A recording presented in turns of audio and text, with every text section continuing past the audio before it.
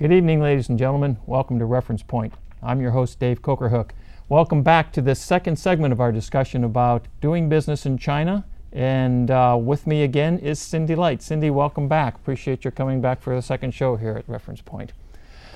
So now, at last show we were talking a little bit about your background as a graduate of Beijing University, a professor of public relations activities at one of the business universities, Hangzhou, thank you, Hangzhou Business University in China. And then you're taking some of those concepts that you had been teaching but had not had the opportunity to implement in a real environment, taking those concepts and using them at a company in Zhuhai. Zhuhai Beer Company. Zhuhai Beer Company. Promote beer. To promote beer. What a wonderful thing to be promoting too. And it worked very well. And yes. Part of the result of that was your being asked to join the agency at in the government agency there in Shanzhou, which was a special economic zone, one of the first two special economic zones. Zhuhai, one of the first two economic zones there in China. And you were involved with helping to assess whether or not a potential business partner coming from outside of China would be able to be appropriate to start their business activities there in Zhuhai. Okay. So we talked a little bit about that on the last show. You were very successful in all of those things. And then you moved to the United States, got a position in Atlanta, worked for the was it the Chinese Yellow Pages for a while in Atlanta? The first company was a business. They import art from Hong Kong, so they hired me first. Then very soon, Chinese Yellow Page and Chinese newspaper, they both hired me at the same time. Oh, well, there you go. It's nice to be in demand. Because I didn't speak English. And Chinese, of course, anybody from Beijing University, if you studied philosophy, you're a good writer in Chinese. Oh, so okay. it's done. So they both hired me. So that made sense because then you would be able to do the kind of copywriting that they need or information transcription writing that they needed because of that background. Then is that the idea? Then I really like the Ming Society. I want to start my own business because I didn't speak English. I tried thinking, what can I do that time without speaking English? I can still start a business. And my grandmother, my mother, taught me how to sew when I was 5 years old. I just have a good eyes to dress people up, and so I started sewing in the design studio. Then pretty soon, somebody told me, Cindy Light, you are doing our image consultant's job, but get paid as a seamstress. So that's how I went to image convention, become to image consultant, and last year I was actually hired as a speaker in AICI, which is the International Conference for Image Consultants. Oh, wonderful. That's how everything started. I didn't know I can speak English until they hired me as a speaker. Everybody seems like very happy after 3 hours or so. I said, oh, God, thanks. You understand what I'm saying.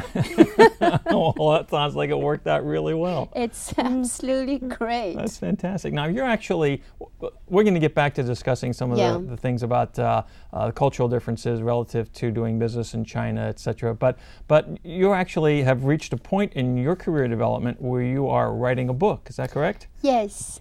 And that book is about? It's about Chinese culture and its business impact. Okay. I really see the two different cultural difference, but a lot of people don't. They are so busy. They don't have time to thinking about number one. Number two is maybe a lot of people never been to country like China. American people travel to Europe a lot, but European culture and American culture is very similar because American basically are from there, right? But if you go to China, that will be totally different thing. I actually just received an email this morning, and a lady went to China to watch her daughter. Her daughter is one of the athletes in Olympics. Her the first thing on her email said, I can't believe it. That this is it's an interesting journey, but the journey is from non-English speaking country. Basically, can you see she was expecting Chinese should speak English in China. That's that's not going to happen anytime soon. Probably in next 10 years, I think it's possible. So that really says majority of Americans don't realize in China has their own system, has their own way to do things, and it's not like they don't want to learn American way, and they never know what is the American way. They never realize that somebody will come to their country to judge them. They're not speaking Chinese. They're not speaking English. Sorry, they're not doing things American way. That's the gap there. I try to bridge. So, which is a very important point, because awareness of cultural difference. And it makes sense to say that the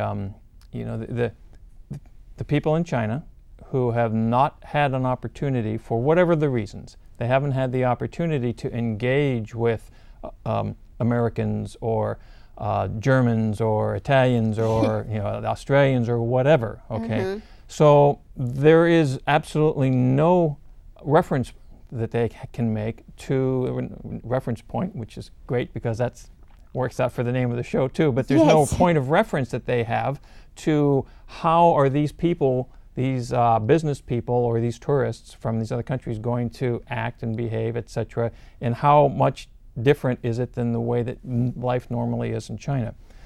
So your efforts now, the things that you're working on, that you're doing in your business and in the book that you're writing, are looking to help bridge the gap, both for the non-Chinese person going to China to do business and for the Chinese person who needs to interact with someone from another country who is looking to do business. Is that fair statement? As an image consultant, you work for helping people outside looking, how great looking, to show their inside, how beautiful, how smart they are. That's a big part. So under this big umbrella, business etiquette is one thing I'm teaching people. Of course, I teach people in general about business etiquette, but particularly, I think I would love to teach Chinese people about West etiquette. They do need to know. They never realize they need to know. And the flip side, I can see a lot of American business people, or just American people being with Chinese, or just simply wanted to have a wonderful, awesome trip when you visit China. If you know just that little much culture, you have that little bit knowledge about culture, I think it will be put big smile on your face, because it's just awesome to know there's something exists there you didn't know, and until you know it, you interact with that, it will be so much fun.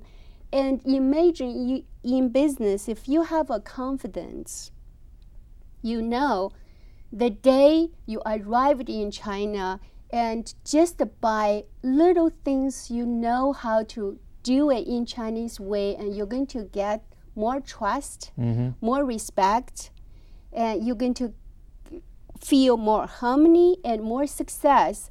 How wonderful the feeling that would be. And my book is wanted to introduce the culture and make anyone who never been to China, but if they choose to do business, or they want to have something to do with Chinese or China, it could make their life much, much easier, because I've been to both sides of the country. Indeed, and so I love both sides of the culture. And you have that unique perspective. So I'm going to let the people out there know that they can send an email to us here at info@referencepointtv.com if they have any questions about your book that's coming out. I know it's not out yet, but or any of the other topics that we're discussing here, because there's a lot of substance here. We're not going to be able to cover everything in these two brief shows. But I'd like to get us back into talking about some of the the significant things from your perspective of if I'm going to be looking to do business in China. And by the way, I want to just ask a quick question that just came to mind again here, and that is, if a company is looking to do business in China, do they have to be a huge company like a Coca-Cola or a General Electric? Or no, not necessary. There's only one Coca-Cola. You're not going to do their business and a Coca-Cola not be able to do the business you wanted to do. I think number one, if you know your business well, that's good to start. If you don't know your business well, do not go to China, because there are 1.3 billion hungry and smart people, hardworking people there. They're also looking for a job. They also want to make money so badly. I promise you. So if you don't know your business well, please don't go. If you know business well, first thing, learn about the culture. If you have a two choice, you're going to learn how to speak Chinese or learn how to speak understand the culture.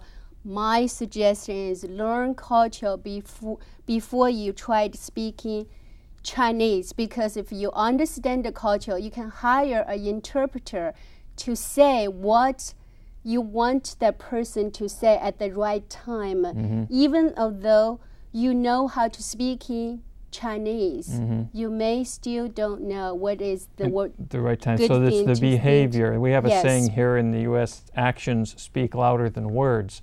And so absolutely. So whether you can actually speak Chinese is, from what you're saying, is a lot less important than if you are your actions are in a way that's going to not embarrass your host or not insult your host or not make you look foolish. Is that the idea? Just very little things you can do to make Chinese people say, wow, he is really something. We like He's this trying. guy. Okay, give us some examples. I think you actually had given me an example about something that had occurred where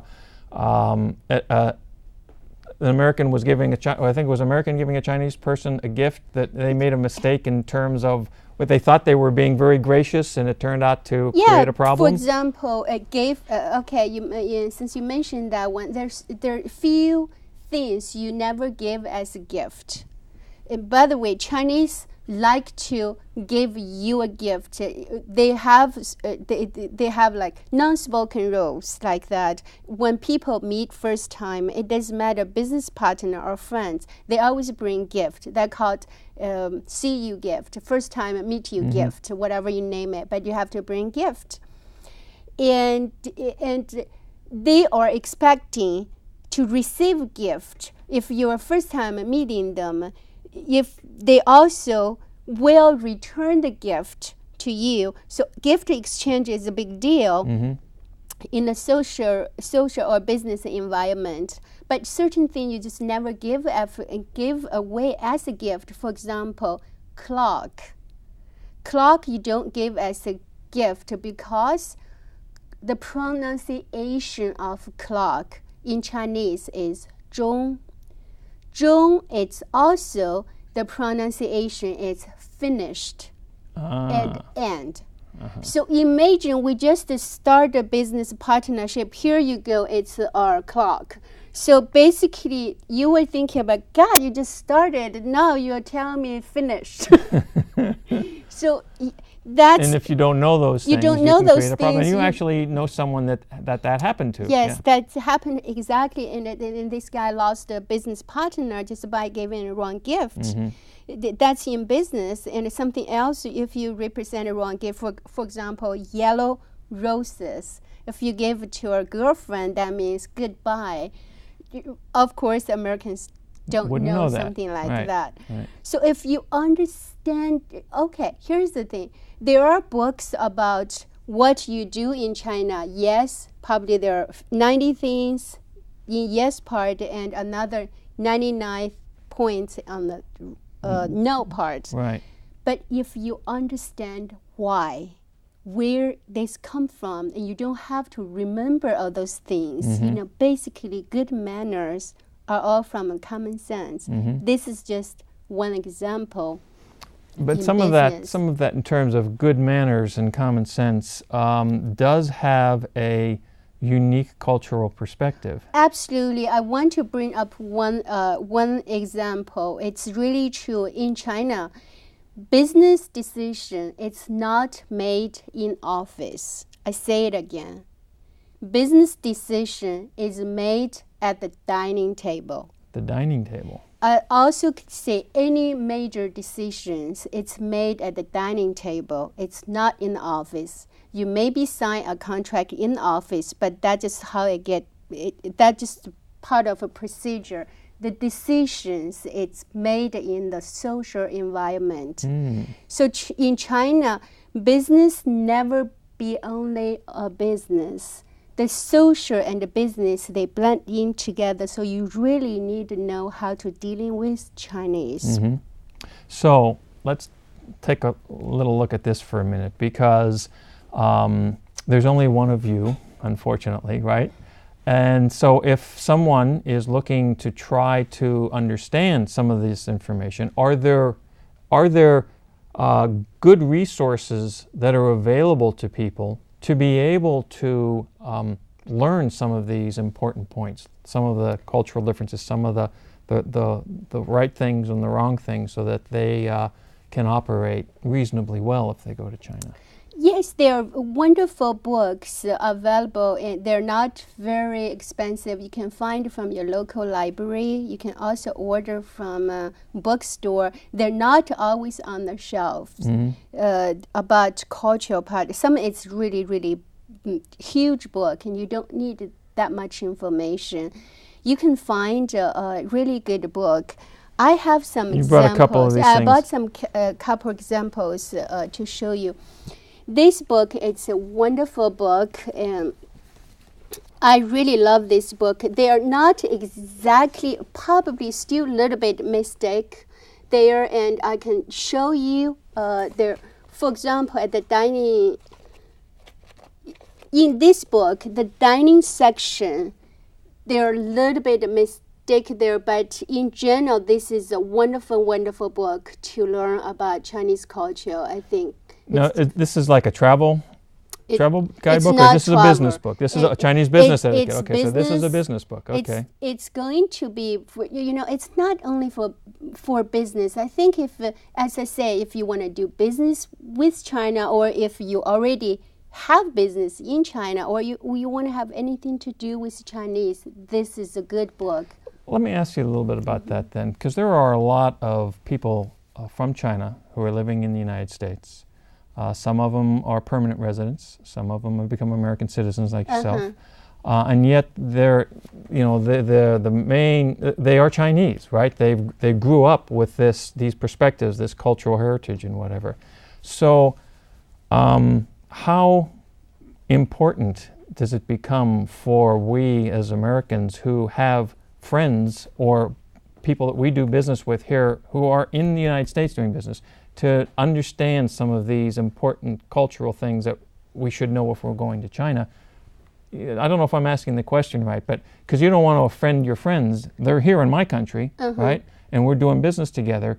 How important do these things become if we're actually going to be able to successfully do business here in this country? I think it's very, very, very important. You get along with a friend, and they may, some of your Chinese friends here, they themselves maybe not really doing business in China, but think about where they come from. Because in China, one thing it's important, it's called connections. Everybody has connection. For example, who I grew up with, I will never forget this friend, and maybe it's the mayor of my city now. I'm not living there, but you probably want to do business with China in that particular city. To me, it's only one phone call. So-and-so, it's my friend, and he's going to visit China. Can you take care of this guy? It makes much easier. But at the same time, they're not going to introduce you to their friend unless they feel you're not going to make them lost face. Face is such a big thing for Chinese. Sure. I don't know why, but everybody does that way, and I do too. You grew up from China, being brought up this way. So it's going to, knowing Chinese culture, it's only going to benefit you. If you're looking to do business. So now how to what degree are the Chinese people willing to adapt to the way the Americans do business? They would like to if they know how. That's Okay. Yeah. This thing is both sides has it take a learning. Learning take time for the both sides. We can see a lot of Chinese people. They moved from China. They live in Chinatown, and some of them been living here for 25 years. They still don't really speak English, and they never go to English. Sure, they're just in their own insulated little area. It's confidence. It's confidence level, and it's again a face. People tended to be perfect until you get in the main society. Guess what? For example, I speak English, but I would never speak perfect English as anybody who was born here. But I'm not going to wait until my English is perfect, then start speaking. I must be very old when I start speaking. So even though I don't speak perfect English, but the part about Chinese and Chinese culture, I can share with other people. It maybe save them 30 years for themselves to learn. So it's okay, I'm not perfect. I don't care about that part of face. Unfortunately, most of the Chinese, they really care about their face. So that's why we have Chinese people living in their own society, deal with their own people. It's not like they don't want to learn and they wait until they learn the perfect, then they're going to get in here. Then we back to the business. You asked me one question, how, for example, people live in China, do they want to learn about American culture? Yes, they do. But they don't know where to start. It takes time. So if American people go to China to do business, I think it's their responsibility to pick up the culture voluntarily first. Right. But if Chinese people come to here to do business in United States, and those people, they want to do business, they try to figure out how to make their business work based on American culture. That makes a lot of sense. So I wanted to have us take, we have about 5 minutes left in our show, but I wanted to go and discuss one thing that we had talked about a little bit earlier in the break, and that is you had discussed what some of the parameters were when you were working for the government in terms of the basic criteria that had been identified as if a company was going to look to do business in China.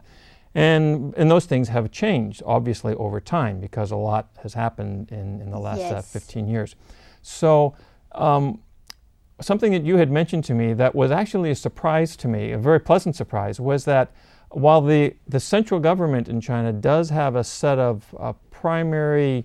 a basic picture of how much money it's a starting point, and foreign business have 25% of if you come to China, do business with Chinese and find a joint venture as a company, and they set up a certain number. Right now it's $3 million to starting point, and you need to have more than 25%.